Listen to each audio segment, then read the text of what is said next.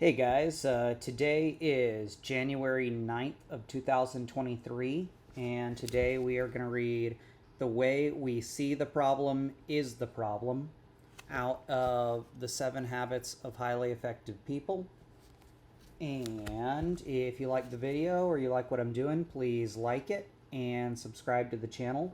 If you want to hear more of what I'm doing, you can check out my Spotify. As always, but I didn't do it in advance because seems like I never do it in advance. Oops. I guess I have to get better at that. I'm going to set a timer for 10 minutes.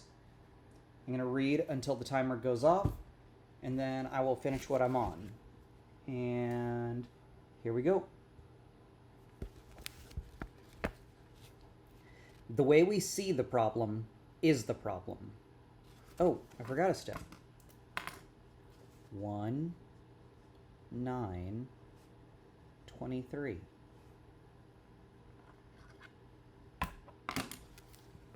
The way we see the problem is the problem. People are intrigued when they see good things happening in the lives of individuals, families, and organizations that are based on solid principles.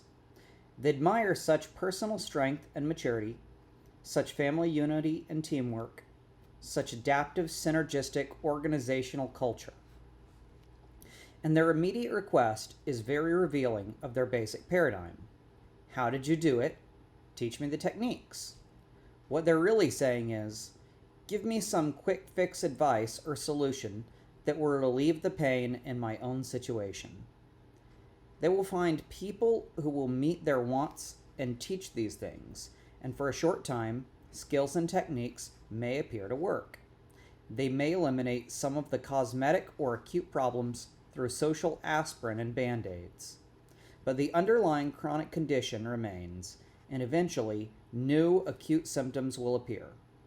The more people are into quick fix and focus on the more people are into quick fix and focus on the acute problems and pain, the more that very approach contributes to the underlying chronic condition. The way we see the problem is the problem. Look again at some of the concerns that introduced this chapter and the impact of personality ethic thinking. I've taken course after course on effective management training.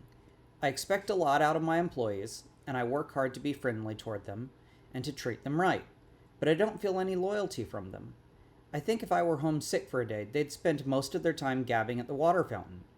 Why can't I train them to be independent and responsible, or find employees who can be? The personality ethic tells me I could take some kind of dramatic action, shake things up, make heads roll. That would make my employees shape up and appreciate what they have. Or that I could find some motivational training program that would get them committed.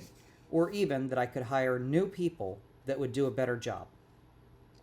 But is it possible that under the apparently disloyal behavior, these employees question whether I really act in their best interest? Do they feel like I'm treating them as mechanical objects? Is there some truth to that? Deep inside, is that really the way I see them? Is there a chance the way I look at the people who work for me is part of the problem? Another example. There's so much to do, and there's never enough time. I feel pressured and hassled all day, every day, 7 days a week. I've attended time management seminars, and I've tried half a dozen different planning systems. They've helped some, but I still don't feel I'm living the happy, productive, peaceful life I want to live. The personality ethic tells me there must be something out there, some new planner or seminar that will help me handle all these pressures in a more efficient way. But is there a chance that efficiency is not the answer? Is getting more things done in less time going to make a difference? Or will it just increase the pace at which I react to the people and circumstances that seem to control my life? Could there be something I need to see in a deeper, more fundamental way? Some paradigm within myself that affects the way I see my time, my life, and my own nature. And I'm going to reread this last part because this seems important. Could there be something I need to see in a deeper, more fundamental way, some paradigm within myself that affects the way I see my time, my life, and my own nature. And then it goes into another example. My marriage has gone flat. We don't fight or anything. We just don't love each other anymore. We've gone to counseling. We've tried a number of things, but we just can't seem to rekindle the feeling we used to have.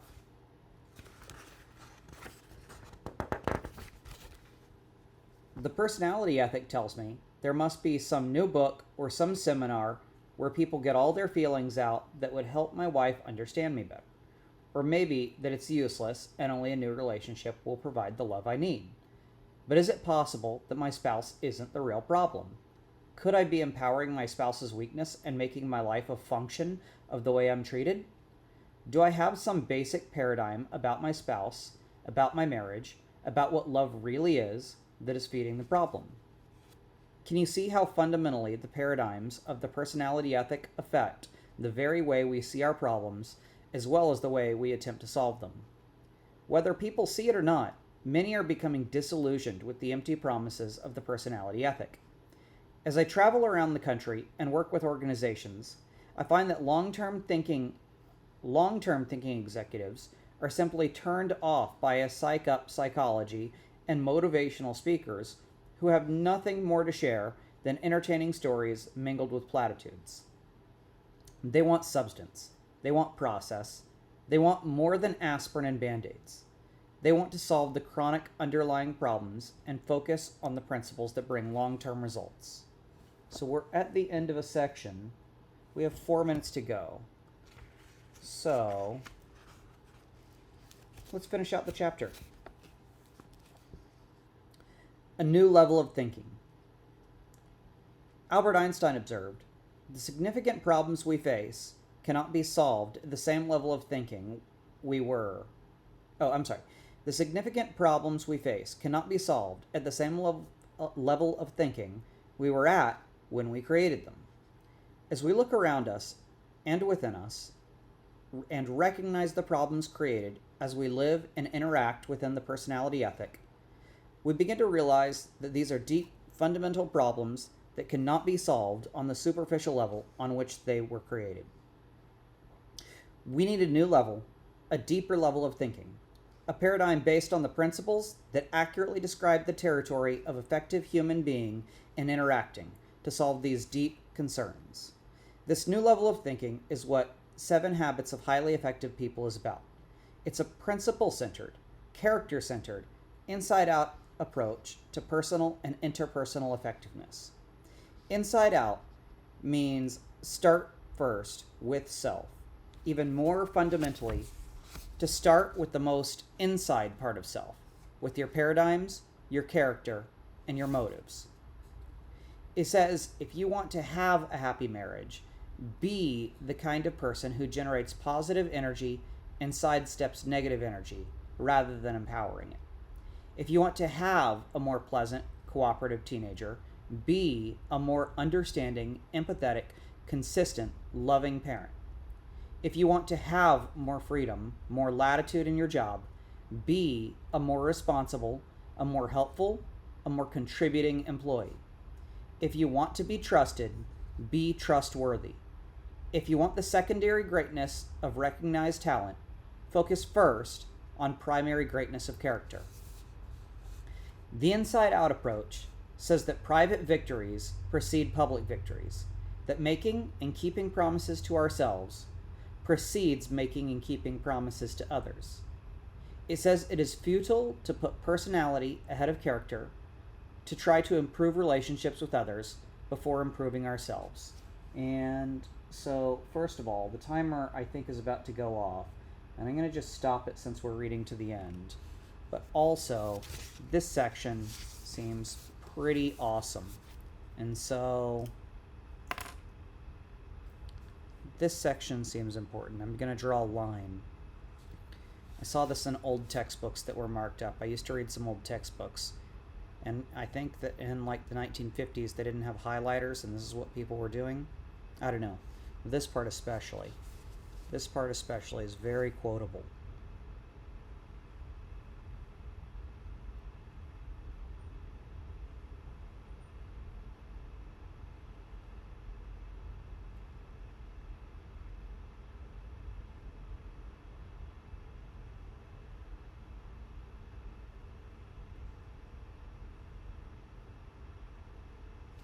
All right, I want to go ahead and reread this section and then I'll move forward. The inside-out approach says that private victories precede public victories, that making and keeping promises to ourselves precedes making and keeping promises to others. It says it is futile to put personality ahead of character, try to improve relationships with others before improving ourselves. Inside Out is a process, a continuing process of renewal based on the natural laws that govern human growth and progress.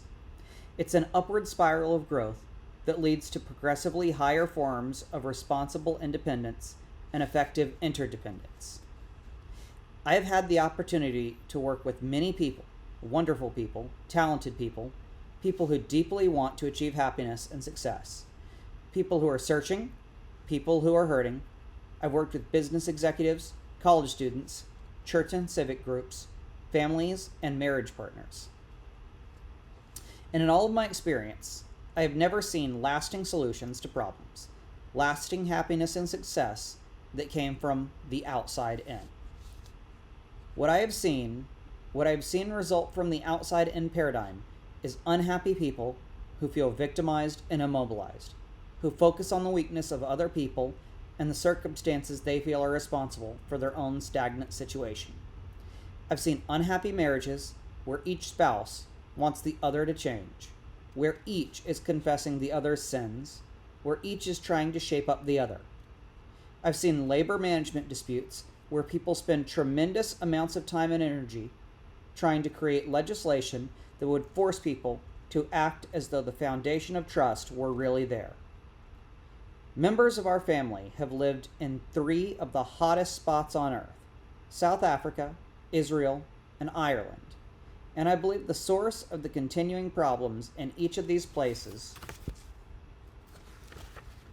has been the dominant social paradigm of outside in. Each involved group is convinced the problem is out there, and if they, meaning others, would shape up or suddenly ship out of existence, the problem would be solved. Inside Out is a dramatic paradigm shift for most people, largely because of the powerful impact of conditioning and the current social paradigm of the personality ethic. But from my own experience, both personal and in working with thousands of other people, and from careful examination of successful individuals and societies throughout history, I am persuaded that many of the principles embodied in the 7 habits are already deep within us, in our conscience and our common sense. To recognize and develop them and use them in meeting our deepest concerns, we need to think differently, to shift our paradigms to a new, deeper, inside-out level. And as we sincerely seek to understand and integrate these principles into our lives, I am convinced we will discover and rediscover the truth of T.S. Eliot's observation: we must not cease from exploration, and the end of all our exploring will be to arrive where we began and know the place for the first time. All right, everybody, thank you very much. That was 2 sections. The way we see the problem is the problem, and a new level of thinking out of the 7 Habits of Highly Effective People, which concludes chapter 1 of the book. Tomorrow we will be on to the second chapter, the 7 Habits and Overview. And so thank you very much. If you liked my reading, then please like the video, subscribe to the channel. If there's anything you think I can improve on, then I would appreciate it if you leave it in the comments